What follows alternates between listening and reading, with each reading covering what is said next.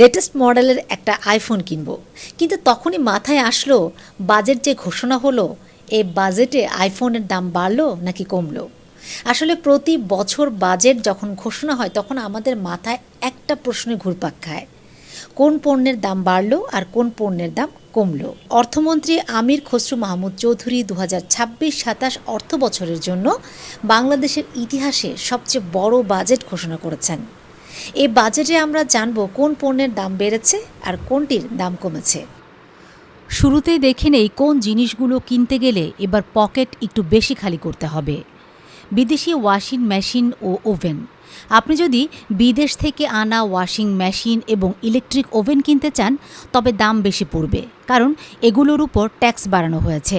তবে সুখের হলো দেশি তৈরি ওভেনের দাম কিন্তু কমতে পারে। যারা ডিজেল, অকটেন বা পেট্রোলের গাড়ি কেনার কথা ভাবছেন তাদের এবার টাকা বেশি গুনতে হবে। সরকার এই গাড়িগুলোর উপর কর বাড়িয়েছে। ধূমপায়ীদের খরচ আরও বাড়ছে। সিগারেট তৈরি কাগজের উপর ট্যাক্স বাড়ানো হয়েছে, তাই সিগারেটের দাম বেড়ে যাবে। সাইকেলের পার্টস এবং বিদেশ থেকে আনা দামি কাগজের উপর শুল্ক বাড়ানো হয়েছে, ফলে এগুলোরও দাম বাড়বে। ছোটোখাটো ইলেকট্রিক মোটর আর বিদেশি কাজু বাদাম খেতে গেলেও এবার বাড়তি টাকা লাগবে। এবার জেনে নেই কোন জিনিসগুলোর দাম কমেছে।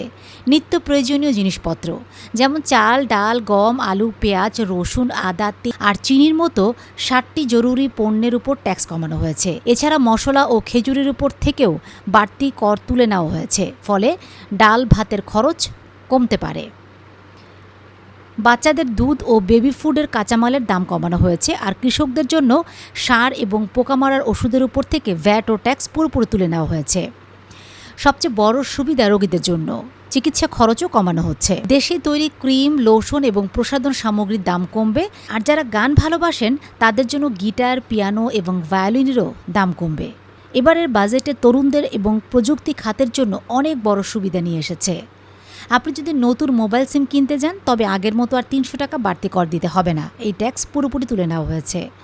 দেশি তৈরি বা ফিটিংস করা মোবাইল ফোন, ল্যাপটপ আর কম্পিউটারের উপর ট্যাক্স ছাড় 2030 সাল পর্যন্ত বাড়ানো হয়েছে। এছাড়া দেশি ব্র্যান্ডের ফোনের দাম বাড়ছে না, নাগালের মধ্যেই থাকছে। ইউটিউব, ফেসবুকের কন্টেন্ট ক্রিয়েটর, ফ্রিল্যান্সার এবং নতুন স্টার্টআপ ব্যবসার জন্য কোনো রকম ভ্যাট বা ট্যাক্স দিতে হবে না।